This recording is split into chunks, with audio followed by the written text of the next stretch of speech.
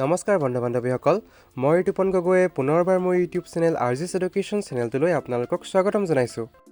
আজিৰ ভিডিঅ'টিত আমি আগন্তুক D.el.ed প্ৰি এণ্ট্ৰি টেষ্টৰ বাবে যি লিখিত পৰীক্ষা অনুষ্ঠিত হ'ব তাত আহিবলগীয়া কিছুমান সম্ভাৱ্য প্ৰশ্ন উত্তৰৰ বিষয়ে আলোচনা কৰিম। কেৱল D.el.ed বুলিয়ে নহয়, আগন্তুক অসম চৰকাৰে অনুষ্ঠিত কৰিবলগীয়া সকলো ধৰণৰ কম্পিটিটিভ এক্সাম যেনে DHS, DHS FW, DME লগতে আসাম পুলিচ SI আদি এনেধৰণৰ পৰীক্ষাসমূহৰ বাবে যি লিখিত পৰীক্ষা অনুষ্ঠিত হয় সেই সকলোবিলাক পৰীক্ষাৰ বাবেও আজি এই ভিডিঅ'টি অতি গুৰুত্বপূৰ্ণ। সেইবাবে আপোনালোকে আজিৰ ভিডিঅ'টি একেবাৰে শেষলৈকে মন দি চাব আৰু প্ৰশ্ন উত্তৰসমূহ মন ৰাখিবলৈ চেষ্টা কৰিব। লগতে যিসকলে মোৰ চেনেলটো এতিয়াও ছাবস্ক্ৰাইব কৰা নাই তেওঁলোকে অনুগ্ৰহ কৰি মোৰ চেনেলটো ছাবস্ক্ৰাইব কৰি ল'ব আৰু বেল আইকনটো দবাই ৰাখিব। আহক তেন্তে আমি আজিৰ ভিডিঅ'টি আৰম্ভ কৰোঁ। প্ৰথম প্ৰশ্নটো আছে, ভাৰতৰ প্ৰথম অসমীয়া ৰাষ্ট্ৰপতি কোন আছিল? ইয়াৰ শুদ্ধ উত্তৰটো হ'ব ফখৰুদ্দিন আলি আহমেদ। নেক্সট কুৱেশ্যনটো চাওঁ এতিয়া, ইংৰাজৰ বিৰুদ্ধে যুঁজ দিয়া প্ৰথমজন অসমীয়া কোন আছিল? ইয়াৰ শুদ্ধ উত্তৰটো হ'ব গমধৰ কোঁৱৰ। গমধৰ কোঁৱৰে ইংৰাজৰ বিৰুদ্ধে পোনপ্ৰথমে যুঁজ দিছিল।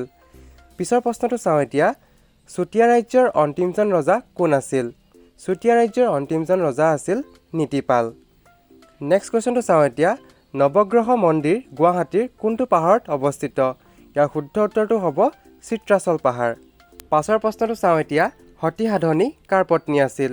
ইয়াৰ শুদ্ধ উত্তৰটো হ'ব সতী সাধনী নীতিপালৰ পত্নী আছিল। অলপ আগত আমি আলোচনা কৰি গ'লোঁ যে নীতিপাল আছিল চুতীয়া বংশৰ অন্তিমজন ৰজা আৰু সতী সাধনী তেওঁৰেই পত্নী আছিল। কেতিয়াবা অপশ্যনত নীতিপাল বুলি নিদি নিত্যাপাল বুলিও দিব পাৰে, সেইটো উত্তৰো শুদ্ধ হ'ব কাৰণ নীতিপালৰ অন্য এটা নামেই আছিল নিত্যাপাল। পাছৰ প্ৰশ্নলৈ আহোঁ এতিয়া, অসমলৈ অহা প্ৰথমজন চীনা পৰিব্ৰাজক কোন আছিল?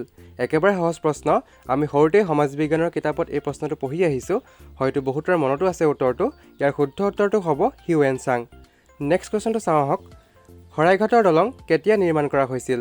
ইয়াৰ শুদ্ধ উত্তৰটো হ'ব 1962 চনত শৰাইঘাটৰ দলং নিৰ্মাণ কৰা হৈছিল। পিছৰ প্ৰশ্নটো আছে, অসমৰ লোকসভাৰ সমষ্টি কেইটা? ইয়াৰ শুদ্ধ উত্তৰটো হ'ব লোকসভাৰ সমষ্টি আমাৰ 14টা। নেক্সট কুৱেশ্যনটো আছে, চাইনা নেহৱাল কোনটো খেলৰ লগত জড়িত? একেবাৰে সহজ প্ৰশ্ন, ইয়াৰ শুদ্ধ উত্তৰটো হ'ব বেডমিণ্টন। নেক্সট কুৱেশ্যনটো আছে, DNA ৰ সম্পূৰ্ণ নামটো কি? ইয়াৰ শুদ্ধ উত্তৰটো হ'ব DNA ৰ সম্পূৰ্ণ নামটো হৈছে ডিঅক্সিৰাইবো নিউক্লিক এচিড। পাছৰটো প্ৰশ্নলৈ আহোঁ এতিয়া, মেলেৰিয়া ৰোগৰ বাহকবিধৰ নাম কি? অৰ্থাৎ মেলেৰিয়া ৰোগ কি কাৰণে হয় সুধিছে। ইয়াৰ শুদ্ধ উত্তৰটো হ'ব মেলেৰিয়া ৰোগৰ বাহকবিধৰ নাম হ'ল মাইকী এন'ফিলিছ মহ। মাইকী এন'ফিলিছ মহে কামুৰিলে মেলেৰিয়া ৰোগ হয়। নেক্সট কুৱেশ্যনটো চাওঁ এতিয়া, বৰ্তমান অসমত ৰাষ্ট্ৰীয় উদ্যান কেইখন আছে? ইয়াৰ শুদ্ধ উত্তৰটো হ'ব 7খন। প্ৰথমে আমাৰ ৰাষ্ট্ৰীয় উদ্যান 5খন আছিল, এতিয়া 7খন হ'ল। সেইকেইখন হৈছে কাজিৰঙা ৰাষ্ট্ৰীয় উদ্যান, মানাহ, নামেৰি, দিহিং পাটকাই, ওৰাং, ডিব্ৰু-চৈখোৱা আৰু ৰায়মনা। পাছৰ প্ৰশ্নটো আছে, অসমৰ সৰ্ববৃহৎ তেল শোধনাগাৰটো ক'ত আছে? ইয়াৰ শুদ্ধ উত্তৰটো হ'ব নুমলীগড়। নেক্সট কুৱেশ্যনটো হ'ল, সৌৰজগতৰ কোনটো গ্ৰহক ৰঙা গ্ৰহ বুলি কোৱা হয়? ইয়াৰ শুদ্ধ উত্তৰটো হৈছে মংগল গ্ৰহক সৌৰজগতৰ ৰঙা গ্ৰহ বুলি কোৱা হয়। পাছৰ প্ৰশ্নটো হ'ল, বুনিয়াদী শিক্ষাৰ ধাৰণাটো প্ৰথমে কোনে আগবঢ়াইছিল? ইয়াৰ শুদ্ধ উত্তৰটো হ'ব মহাত্মা গান্ধীয়ে। পাছৰ প্ৰশ্নটো কি আছে চাওঁ আহক, অসমে আন্তৰ্জাতিক সীমান্ত স্পৰ্শ কৰা দেশকেইখন কি কি? অসমে কেৱল দুখন দেশৰ লগত আন্তৰ্জাতিক সীমান্ত স্পৰ্শ কৰিছে আৰু সেই দেশ দুখন হৈছে ভূটান আৰু বাংলাদেশ। নেক্সট কুৱেশ্যনটো আছে, প্ৰথম অসমীয়া ৰঙীন চলচ্চিত্ৰ কোনখন? ইয়াৰ শুদ্ধ উত্তৰটো হৈছে ভাইটি আৰু এইখন পৰিচালনা কৰিছিল কমল নাৰায়ণ চৌধুৰীয়ে 1972 চনত। নেক্সট কুৱেশ্যনটো আছে, অসমৰ প্ৰথম চলচ্চিত্ৰ নিৰ্মাতা কোন? এইটো হয়তো আমি সকলোৱে জানো। ইয়াৰ শুদ্ধ উত্তৰটো হ'ব জ্যোতিপ্ৰসাদ আগৰৱালা আৰু চলচ্চিত্ৰখনৰ নাম হ'ল জয়মতী। লগতে 1935 চনত তেওঁ অসমৰ প্ৰথমখন চলচ্চিত্ৰ জয়মতী নিৰ্মাণ কৰিছিল। নেক্সট কুৱেশ্যনটো চাওঁ এতিয়া, মৃত্যুঞ্জয় উপন্যাসখনৰ ৰচয়িতা কোন? ইয়াৰ শুদ্ধ উত্তৰটো হ'ব বীৰেন্দ্ৰ কুমাৰ ভট্টাচাৰ্য। লগতে তেওঁ 1979 চনত এই উপন্যাসখনৰ বাবে জ্ঞানপীঠ বঁটা লাভ কৰিছিল। পাছৰ প্ৰশ্নটো চাওঁ এতিয়া, অসমৰ প্ৰধান প্ৰাকৃতিক ভাগ কেইটা? ইয়াৰ শুদ্ধ উত্তৰটো হ'ব 4টা। সেইকেইটা হৈছে ব্ৰহ্মপুত্ৰ উপত্যকা, বৰাক উপত্যকা, কাৰ্বি মালভূমি আৰু বৰাইল তথা দক্ষিণ পাৰ্বত্য অঞ্চল। পাছৰ প্ৰশ্নটো চাওক কি আছে, অসমীয়া গদ্যৰ জনক বুলি কাক জনা যায়? ইয়াৰ শুদ্ধ উত্তৰটো হ'ব ভট্টদেৱ। নেক্সট কুৱেশ্যনটো আছে, মেৰিয়ানা খাদ কোনখন মহাসাগৰত আছে? ইয়াৰ শুদ্ধ উত্তৰটো হ'ব প্ৰশান্ত মহাসাগৰ। পাছৰ প্ৰশ্নটো চাওক, সাৰ্কৰ প্ৰথমখন শীৰ্ষ সন্মিলন ক'ত অনুষ্ঠিত হৈছিল?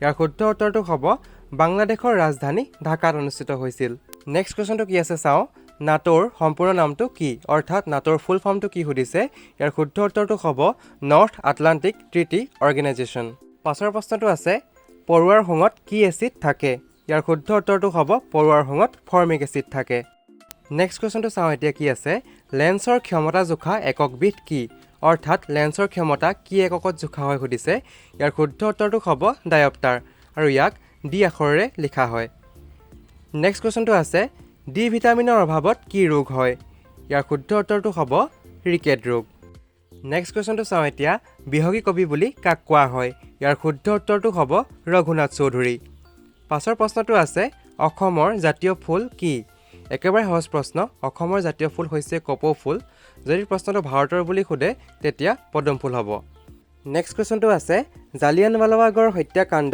কেতিয়া সংঘটিত হৈছিল ইয়াৰ শুদ্ধ উত্তৰটো হ'ব 1919 চনৰ 13 এপ্ৰিল তাৰিখে পাছৰ প্ৰশ্নটোলৈ আহোঁ এতিয়া বলৰ একক কি ইয়াৰ শুদ্ধ উত্তৰটো হৈছে বলৰ একক নিউটন নেক্সট কুৱেশ্যনটো আছে এবিধ পতংগভোজী উদ্ভিদৰ নাম পতংগভোজী অৰ্থাৎ যিবিলাকে পোক পতংগ খায় তেনেকুৱা এবিধ উদ্ভিদৰ নাম হৈছে কলচী উদ্ভিদ নেক্সট কুৱেশ্যনটো চাওঁ আহক কোন তাৰিখে ৰাষ্ট্ৰসংঘ দিৱস পালন কৰা হয় ইয়াৰ শুদ্ধ উত্তৰটো হ'ব 24 অক্টোবৰ তাৰিখে পাছৰ প্ৰশ্নটো আছে ভাৰতীয় সংবিধানখন কেতিয়াৰ পৰা কাৰ্যকৰী কৰা হৈছিল ইয়াৰ শুদ্ধ উত্তৰটো হ'ব 1950 চনৰ 26 জানুৱাৰী তাৰিখৰ পৰা ভাৰতীয় সংবিধানখন কাৰ্যকৰী কৰা হৈছিল পাছৰ প্ৰশ্নটো আছে জিএছটিৰ সম্পূৰ্ণ নামটো কি অৰ্থাৎ জিএছটিৰ ফুল ফৰ্মটো কি সুধিছে ইয়াৰ শুদ্ধ উত্তৰটো হ'ব গুডছ এণ্ড সাৰ্ভিসেছ টেক্স পাছৰটো প্ৰশ্নলৈ আহোঁ এতিয়া উদ্ভিদে কোনটো অংশৰ জৰিয়তে নিজৰ আহাৰ নিজে প্ৰস্তুত কৰিব পাৰে ইয়াৰ শুদ্ধ উত্তৰটো হ'ব পাত উদ্ভিদে পাতত নিজৰ আহাৰ নিজে প্ৰস্তুত কৰি ল'ব পাৰে আৰু সেই প্ৰক্ৰিয়াটোক সালোকসংশ্লেষণ প্ৰক্ৰিয়া বুলি কোৱা হয়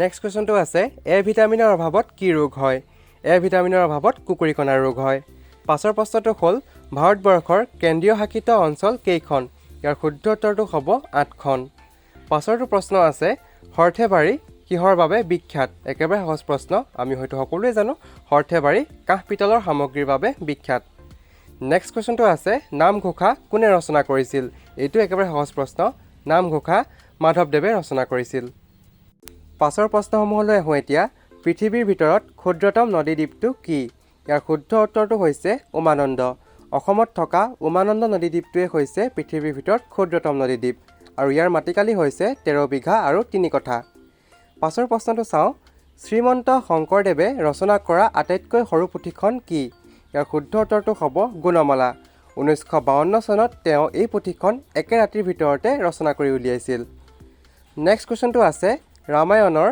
প্ৰথম অসমীয়া অনুবাদক কোন ইয়াৰ শুদ্ধ উত্তৰটো হৈছে মাধৱ কন্দলীয়ে ৰামায়ণখন পোনপ্ৰথমে অসমীয়ালৈ অনুবাদ কৰিছিল আমাৰ নেক্সট কুৱেশ্যনটো আছে সৌৰজগতৰ আটাইতকৈ সৰু আৰু আটাইতকৈ ডাঙৰ গ্ৰহটোৰ নাম কি সৌৰজগতৰ ওপৰত আমাৰ বিভিন্ন ধৰণৰ কুৱেশ্যন আহিয়ে থাকে পৰীক্ষাসমূহত সেইবাবে প্ৰশ্নসমূহ মনত ৰাখি থ'ব সৌৰজগতৰ আটাইতকৈ সৰু গ্ৰহটো হৈছে বুধ গ্ৰহ আৰু আটাইতকৈ ডাঙৰ গ্ৰহটো হৈছে বৃহস্পতি পাছৰ প্ৰশ্নটো চাওক এতিয়া কি আছে বিশ্ব স্বাস্থ্য দিৱস কোন তাৰিখে পালন কৰা হয় ইয়াৰ শুদ্ধ উত্তৰটো হ'ব 7 এপ্ৰিল তাৰিখে নেক্সট কুৱেশ্যনটো কি আছে চাওক এটা চিৰিজৰ কুৱেশ্যন আছে 4 9 16 25 কুৱেশ্যন মাৰ্ক 49 আৰু 64 কুৱেশ্যন মাৰ্কটোৰ জেগাত কি নাম্বাৰ বহিব সুধিছে চাওক কেনেধৰণে চিৰিজটো মিলি আছে চাওক প্ৰথমে 4 আছে 9 আছে 16 25 দেখি কেনেকুৱা লাগিছে এইটো এটা বৰ্গ সংখ্যা হয়নে নাম্বাৰবিলাক সব বৰ্গ সংখ্যা 4 9 16 4টো হৈছে 2ৰ বৰ্গ 9টো হৈছে 3ৰ বৰ্গ 16টো হৈছে 4ৰ 25 টো 5 এতিয়া 5ৰ পিছত আহিব 6 দুটা পূৰণ কৰিলে কি হ'ব আমাৰ